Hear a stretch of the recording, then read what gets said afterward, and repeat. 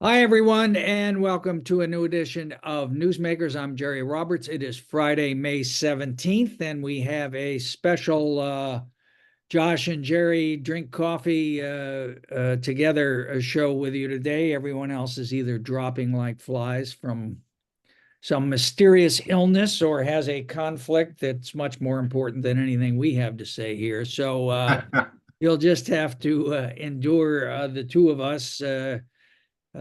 Explaining everything that's happening. And Josh, I want to start.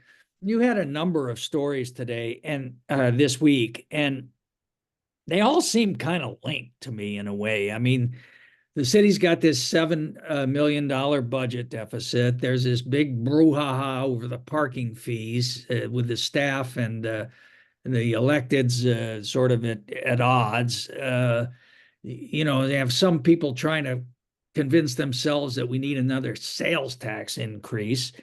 You got Disney and Hulu suing the city, and which sounds like a pretty well-founded suit. And then this morning, in your Bizhawk column, two other really well-established businesses, downtown businesses, are packing it in, and both of them mention how unpleasant it is to try to deal with the city. What's going on here? Is there is things are just kind of falling down all over our heads? Yeah, it's definitely a bad week for City Hall. So much all came together at once, and it was really a bad look at a time when they are beginning budget negotiations for the new fiscal year. And big picture, the city's facing a $7.1 million budget shortfall. It could be as high as 10.1 million because they decided they weren't going to raise fees to pay for the downtown parking, which means some of that money might have to come from the general fund and Measure C. So as a backdrop, they're dealing with these big picture financial situations, a structural deficit. But while this is going on, we have State Street, which is in disarray. There's multiple efforts going on at the same time with the State Street Master Plan, and then you have the interim operations that the city administrator's in charge of, and then you have them proposing these massive downtown parking fees, reducing the time to 15 minutes free on city streets and in surface lots and in garages. But they also have a benefit there. You can park there for 60 minutes and do a $10 max, trying to get people to park in the garages over by the Granada garage. So all of this is going on all at once. So it feels like there's a lack of leadership, a lack of coordination. And when it plays out right in front of you, it's like, I've seen The Fall Guy twice now in the last 2 weeks, and it's a whole series of dynamic stunts, and it's so high paced and action paced and fun. And it feels like that when I'm watching the city council, except these are not planned stunts. These are stunts that are just unfolding in front of our eyes, and they're just falling over themselves. And it's difficult to cover all of this because it's it's a mess and it's all over the place. And then the city council, it's an election year. So you got three people running for reelection. So you've got all that stuff going on. There was no way they were going to approve parking fees. And I know we'll get that in an election year. And so you've got district elections, you've got council members going to business for themselves. And so it's like, where is Jim Armstrong? Where is Paul Casey? They look gold compared to what's happening now. And that's no disrespect to Sarah Connect, who's the acting city administrator, but she's the city attorney. And you can see the frustration all over her face in these meetings. It's really messy right now. Well, we have a new city administrator starting soon. When is this person coming? So yeah, we have a new city administrator who's going to be starting, I believe, next week. I've been told it could be the next 2 weeks or so. And so that's going to take some time to sort of have her acclimate to the situation. And but hopefully that'll help. That'll be so this transition over the summer, some new leadership, and people will start to be able to pull all of these things together. But right now, I mean, this week, Jerry, I covered a lawsuit, Hulu, Disney suing the city of Santa Barbara because they were forced to pay like $650,000 in video utility users tax. I got to put Ia Falcone's name in a story, Jerry, like because she was named in this lawsuit because back in 2005 or 6, she and some other members of the council raised this issue. So anyway, I covered this lawsuit. I covered the downtown parking fees. I covered the budget. Oh, and by the way, the week started off on Monday with they were talking about putting a sales tax on the November ballot, a half-cent sales tax. And I love the city of Santa Barbara, right? Like the culture of it, the people, the community. This government, though, I don't know what is going on. It's like they put a whole bunch of people in from different parts of the country into the city and said, "Here, run the city." It's like a reality show, and it's just kind of like no one's talking to each other anymore. Yeah, it is kind of tempting, I suppose, to say that well, what's the original sin here? Is the original sin district elections? Is the original sin uniparty government? Is the original sin the stubborn closure of all those blocks of State Street? You had your BizHawk column this morning to the Via Trattoria, and Wendy, what is it? Wendy, Wendy Foster, yeah. yeah, Wendy Foster had been there since God, before when dinosaurs ruled the earth, and there and pulled out. And everything that they do, the council, that is to say, seems to be part of this doom loop that everything, is kind of going downward. Are there any green sprouts that we can see on any of this? When is the State Street Advisory Committee? What century are they going to be done in? Everybody's waiting so we can start, getting to do something. And it's meanwhile, things are falling apart all around our ears. Yeah, I think, there's a couple of original sins, and I think it goes back to this big effort that existed to sort of oust Paul Casey a few years ago. There was this perception by some people, some business owners, that Paul Casey was the problem, that the city administration needed new leadership. And that's a very volatile position. And so there was effort there. We had those lawsuits that were going on with the finance department. There were some harassment lawsuits. There was a lot of stuff, and there was and the LA Magazine piece sort of landed in the middle of all that too, for those exactly memories. Right. Yeah, and your friend Anthony Wagner. Yes, the story discredited, by the way, we should say that. But that sort of caught all this energy going on. And so Paul left, and ever since then, there's been sort of this just lack of cohesion among the city administration and the city council. You mentioned district elections. I'm not a fan of district elections. And everyone tells me you have to wait like 20 years because it takes a while before the positive benefits of district elections play out. Obviously, they were started to increase Latino representation, and in some cases, that has happened. But I don't really care who sits in those seats. Those people need to, all 7 of them, need to be prepared when they go into the meeting. And so often, I think you've got these pockets, and they're representing their own district, and so it becomes this like collision of ideas constantly in the meeting. The people on the east side, I mean, I can't even tell you how many times Alejandro Gutierrez says, my community, my district, like she's very clearly trying to advocate for who the people who she thinks are in her district. And then you have everyone else to some degree trying to do that too.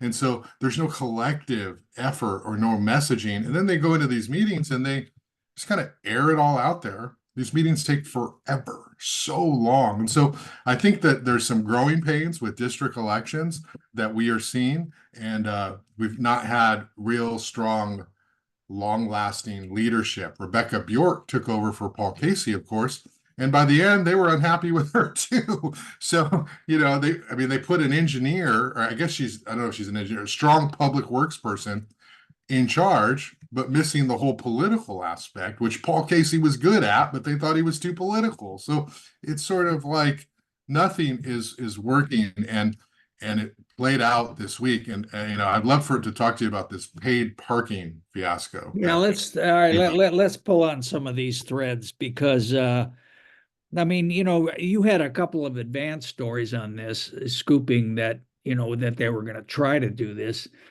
And every time one I read, I'm like, who thinks this is a good idea? I mean, this is obviously, and then, the rubber meets the road. Where was it, in finance committee uh, and it just blew up. I mean, it went absolutely nowhere because the electeds could see there, there was nothing good about any of this. It just seemed like sort of bureaucracies doing what bureaucracies do, which is to protect themselves and to try to sustain themselves.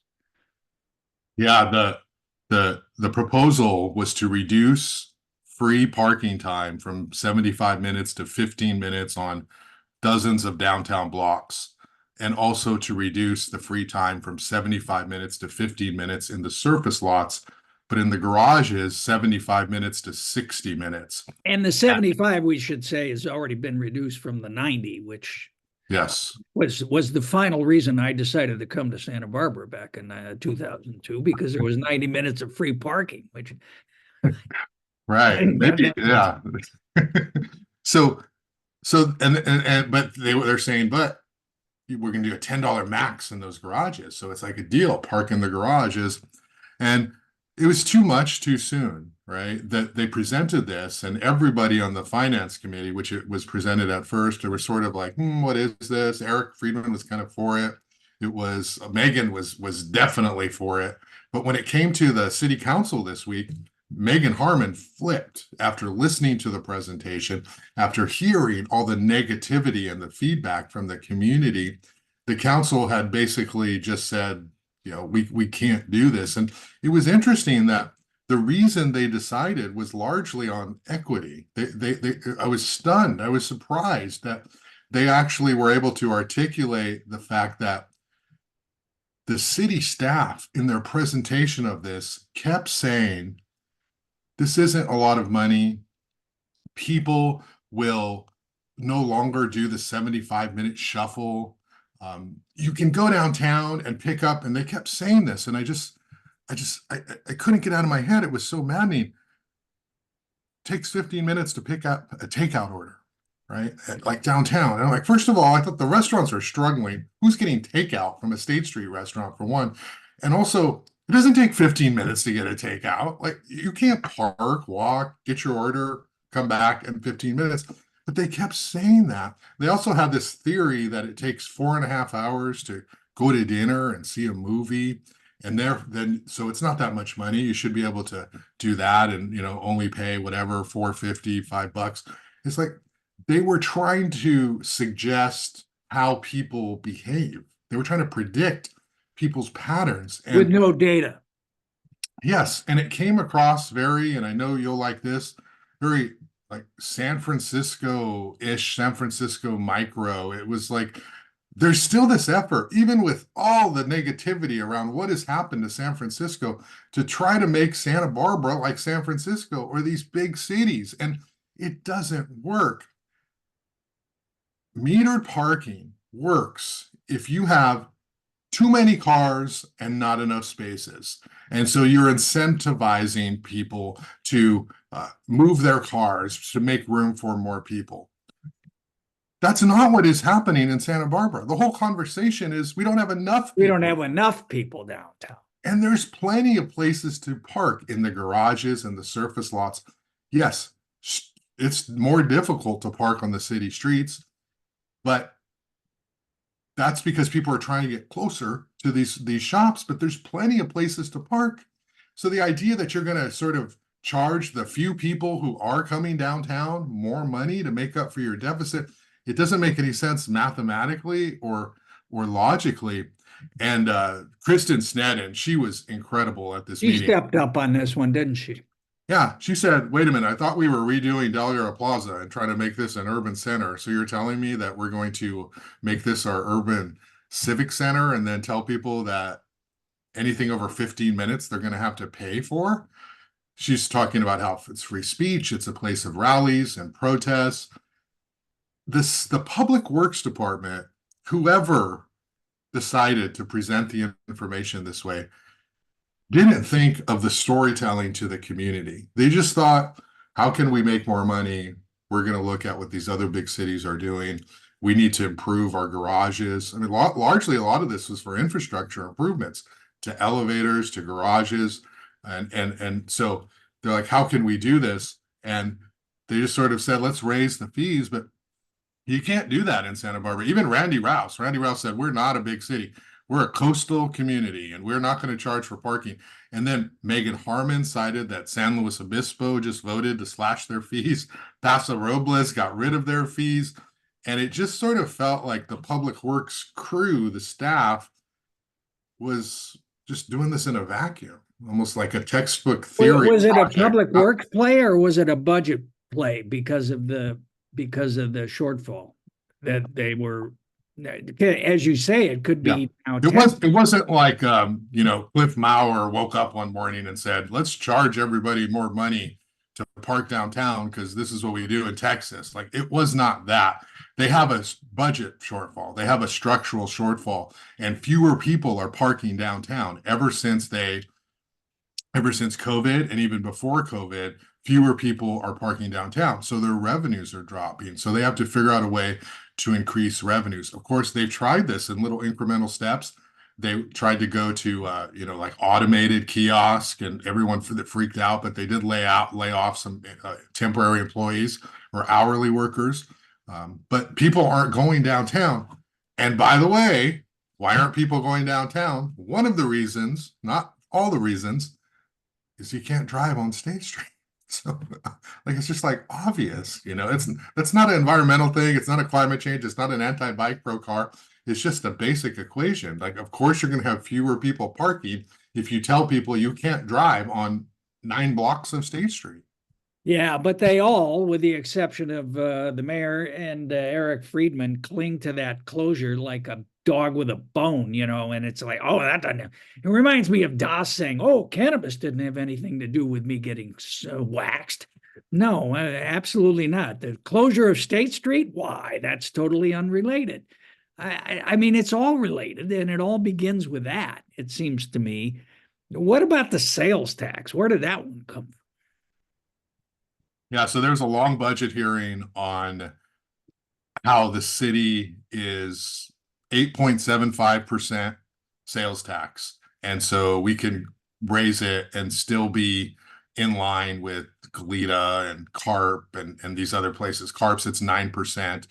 And they said, actually, Santa Monica is 10.25%. So we're actually behind these other tourist cities. So the idea was that this would be an ongoing, steady way to fund the budget because it would be a general fund. And so let's put this on the budget and see if people will put it on the ballot and see if people will approve it. It's all different ways to address this budget shortfall. And it didn't really land that well. The finance committee, they decided not to make a recommendation and just like move it to the council to have Who a was full the discussion. political consultant who said there's a 60% chance, or there's 60% of the people would favor that? What world are they living in? Have they bought eggs lately? Have they? I mean, people are so angry about high prices, and yes, the rate of inflation's going down, but prices went up and they're not coming down, and people are really upset about that. And so to throw out, well, let's raise your parking, let's raise your sales tax, let's raise all these other things, or we're going to cut all your services. I mean, that's The ballot language is laughable. They had proposed ballot language, and it says to maintain 911 emergency services, where have we fire, heard that paramedic. before? What's that? I Where know. have we heard that before? It's like, what? This is ridiculous. Somebody spent a lot of time like really trying to artfully craft that to make it look like this half-cent sales tax would be needed. Also within that, and this is where some of the council members or the committee members were struggling, was housing. Like part of this, they said on this proposed ballot initiative was this would fund housing. And Rob Fredericks from the city of Santa Barbara was there. He was talking about how he would love for this to happen. But Megan Harmon, okay, this is like a great week. This is like one of my favorite weeks for all the council members. Kristen Sneddon, Megan Harmon, even Alejandro Gutierrez had a moment there. But Megan Harmon was incredible. She said, I'm totally for housing, but I have a hard time charging a half-cent sales tax and charging the people who can least afford it to fund housing. And why are we, she's saying, why are we charging the people who can least afford it and telling them because we're going to build housing for them? And it was just like incredible. It's like we're going to charge the people who need the housing the most more money when they can least amount afford it. And that really, like, Rob Fredericks was in the audience and he was nodding his head. Like it looked like he was believing this, And so it was a really cool meeting. She took a stand. Eric Friedman oddly seemed a little bit supportive of it, but it's got to go to the full council to have a full debate. Well, and those of us with long memories who vote, remember Measure C, of course. And I think there's a widespread perception that some of that Measure C money has not exactly been used for the purposes for which it was intended, or at least for which it was sold. Hello Rose Motel. We can say that. So now people are not going to vote to raise their own taxes again. And we haven't even mentioned the hotel occupancy, the hotel tax, which is also down, another revenue. And all of this again is related. I mean, fewer people are coming to Santa Barbara. I wonder why. Because they don't want to cheat death being run down by an electric bike on State Street. Why don't we start with that for number I don't know. one? I don't know if you've been down there lately, but I I have. was down there a lot this weekend and last weekend, and State Street is a bike thoroughfare. Like it's undeniable. It That's is all it not a is. promenade. It's just people like one, two at a time, every 30 seconds or so, whizzing down the street, and everyone else is on the sidewalk. And like nobody's shopping. So it's just like, I don't know. If they were just honest and wanted to say, we're turning State Street into a bike thoroughfare, it's not a promenade. We're not trying to help with shopping. We're not trying to help retail or restaurants. We just want to help the people who want to ride their bikes from State Street to the beach and back. Then great. At least they'd be honest, because that's all that is happening right now. One thing I wanted to mention about Megan Harmon, she said, I can't vote for a sales tax to fund housing or anything else right now when we have not voted to increase the transient occupancy tax or place a tax on commercial vacancies. So she's saying, let's do that before we charge the poorest people, the people who are going to feel it the most, or with a half-cent sales tax. Let's do those things before we start charging sales tax. And so that was a very good argument that she made as well. Yeah. Although Rick Caruso, the big LA developer who's got the Miramar and trying to put new stuff in there, was at the Economic Forecast Conference. Peter Rupert's a great event, and Caruso, he had a great metaphor. I can't exactly, he said it's like trying, aiming a gun at someone who's dying of cancer or something. I mean, it's just he just seemed to think that that was going to be another contributor to the doom loop. Talk a little bit about this Hulu Disney suit. That kind of came out of left field. What that it sounds like the city's going to be on the hook for that one. Jerry, I thought I was back at the San Jose Mercury News when I was actually worked hard in journalism trying to figure out this complex stuff because I was reading these lawsuits and man, I was lost. Like, I don't understand this. They're so complicated. It took me an hour to go through multiple filings and complaints to try to make sense of it. It was so confusing. And with these closed session things, no one will talk on the record. So, Right. so essentially, as I understood it, the city out of nowhere in 2022 billed Disney and said, you owe us money for video utility users tax dating back to 2006.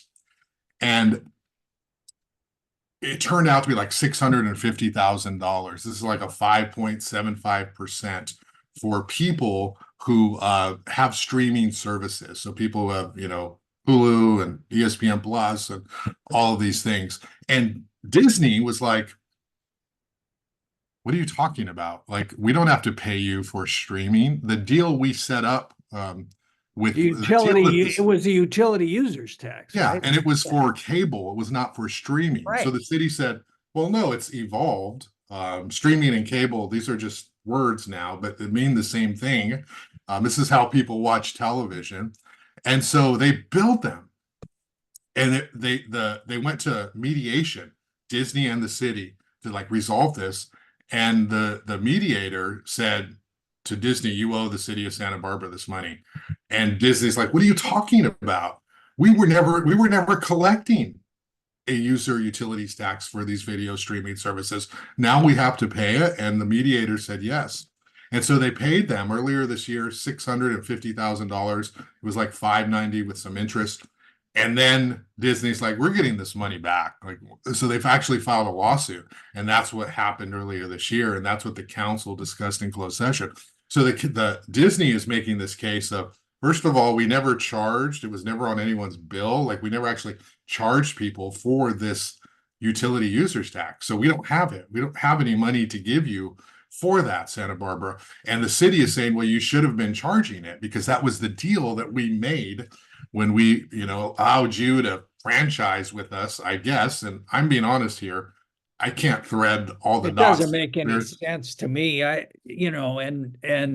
My partner, who is both a lawyer and knows a lot about the origin of this fee. He was very uh, involved in TVSB, which was for a long time the sole beneficiary of this, and then they cut that money out. So is it? It's like, oh well, it's all TV, isn't it? I mean, no. I mean, streaming is it's a whole different animal. I just it defies logic to me how they're going to do this. So where's And this? what was Go ahead. interesting was in the lawsuit, they went back to finance committee and council meetings from 2006, and they quoted Jim Armstrong, they quoted E.F. Falcone, they quoted Bob Pearson, the former finance director, and each one of them say in their quotes to the effect of, this doesn't apply to the internet, does it? This doesn't, they weren't used the streaming term back then, but this doesn't apply to YouTube. And Jim Armstrong saying, no, it doesn't. And so like they're using that, say like, you see, even you knew. So yeah, there's going to be a lawsuit. The city of Santa Barbara is talking about it in closed session, and Tava Ostringer, the acting city administrator, all she would say on the record was, we're going to defend ourselves, and we believe we're owed the money, and we're not going to return the money. They already paid the city the money, but now Disney wants it back. So yeah, it was quite fun to be looking at the closed session agenda and say, Disney, Hulu, litigation, city of Santa Barbara. By what order of magnitude do you think Disney and Hulu has more lawyers than the city of Santa Barbara? I don't know. I hear our lawyers, though, they can be pretty physical and aggressive. So we'll see. Okay. All right. Former lawyers, I should say. I'm I'm not sure. All right, real quick, because I know you gotta get out of here. You've had both of the challengers in District 1 for the District 1 seat on, and of course you've talked to Alejandra a lot and watch her every Tuesday. Break that one down for us, because that seems like that's going to be the most competitive race at the moment. This race is going to be incredible because you've got incumbent Alejandra Gutierrez running for re-election in District 1. And there are a lot of people who've been very unhappy with her service over the past 4 years. They say she kind of took off the middle of her term. I know she told me that she had a health problem, and I don't think anyone's saying that's not true. But even around that, they're saying she hasn't been responsive to constituents. And she's facing a challenge from two really strong candidates. There's Jet Black Merritt's, who is a She works for Santa Barbara County, point in time. She's a housing homeless advocate, and she's got Mary Rose as her political consultant. So she's going to be formidable, and she's really good on all the issues. She's very knowledgeable. But you also have Wendy Santa Maria, who is pretty dynamic, pretty smart, and just really there's a lot of buzz around her campaign.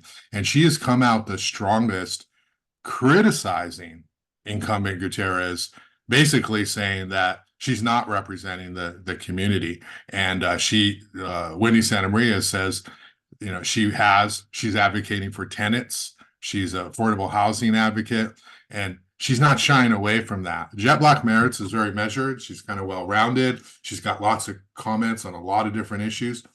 Wendy Santa Maria is like, I am going to be an advocate for tenants. I am a union advocate. So is she banging Alejandra over rent control? Yes. And so part of this is that Alejandra has not supported rent control or rent stabilization or rent cap or whatever term they're putting on it. Rent control. Exactly.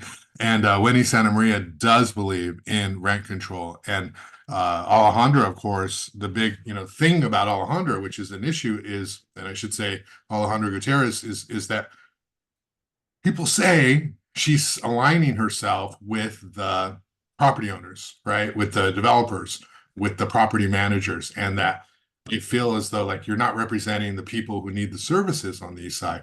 And Alejandro Gutierrez is saying, hey, it's much more diverse than that. Small landlords, it's mom. Yeah. Yeah. And she's saying I need to represent everybody. And so there's that whole little clash about who really represents the people on the east side. And Wendy Santa Maria is very clearly a tenant advocate. She used to work for Cause, and now she's a union organizer at UCSB. The thing about her, which I think is really refreshing, is she is exactly who she says she is, and she lays all the cards out on the table. So if you're somebody who wants those issues, you know exactly who to vote for. There's no a chance to vote for Alejandro or Jet Black Merits. It's very clear. If you want rent control, if you want tenant protections, if you want more affordable housing, she is unabashedly in favor of those. And a lot of people running for office, they kind of dance around it. That's not going to be for everybody, but if you like that, she's definitely the candidate to go for that. There's all these theories that Jet Black, Merits, and Wendy Santa Maria are going to split the vote, and Alejandra is going to get reelected. People think, oh, it's definitely Wendy's race to lose. She's going to get endorsed by the Democratic Party. I'm almost certain. She's going to have a lot of people supporting her. It's going to be really exciting to see, can Alejandra Gutierrez, this is the thing, can she step up and save this seat? Can she do it? Has she alienated too many people, or is there still enough support for her to go out? Is her heart in it? Do you think her heart's in it? Her heart's in it the last few months, for sure. She's definitely working really hard. She had a good day at the Tuesday council meeting where, I mean, she literally looked at the public works staff and said, look around at this room, right? This room does not represent Santa Barbara. It does not. And she was very much implying the room was full of white people, and there's a whole bunch of Latinos who are not being part of this conversation about parking rates. She's very much saying this. She also was great. She said, let's be real. People go to Goleta. Why do they go to Goleta? Because there's a Costco and you can park for free. And if there was a Costco in downtown Santa Barbara, we wouldn't have any of these problems, right? That straight talk is really refreshing. Is her heart into it? I don't know. But people who criticize her say her heart's into it this year because she's looking to get reelected. Well, but as you've pointed out, there's something of a split in the Democratic Party. So the Democratic Party might be called the Doss Williams wing of the Democratic Party. And then, of course, you got Dem Women, whose big event is coming up. What do you think? How do you think that'll break down? You have a sense yet? I know that Wendy Santa Maria is very tight with many Democratic Central Committee members. So I would be stunned if they did not endorse Wendy Santa Maria. Jet Black Merits, I think in any other election, she would totally be a Democratic Central Committee endorsement. But I don't see them going that way. Who knows? However, as I've written about, Democratic women of Santa Barbara County are developing their own stature in this community when it comes to elections, and they are very powerful. And if anyone doubts that, just go look who's going to be sworn into the first district in January. Supervisor Roy Lee. That's it. I could see Chet Black Merritt's maybe getting that endorsement. I don't know. I think if you're like a liberal Democrat and you want to change in that district, you've got two really good choices, and it's just a matter of whether you're going to go left or a little bit left moderate. Yeah. Well, I think Alejandra's lucky to have two opponents, frankly, because I think she's got some base and or proven base anyway, and so and we'll see what happens. Long time. And just remember, last time she had Wade Cooper, your friend Jerry, our friend of the show, running her campaign, and Wade Cooper, for all the people who say whatever they say about him, just got Roy elected to the first district, and no other person on the planet that would have ever pulled that off other than Wade. She's not going to have Wade this year. She also got the Democratic Central Committee endorsement last time. I would be stunned if she got it again because of her position on rent control. So we'll see. Who is she going to get to run her campaign? And she was running against Jason Dominguez, which was and won by 8 votes. 8 votes, landslide to Alejandra. Yeah, But she, maybe she likes having her back up against the wall and be able to show them that, hey, I can do this.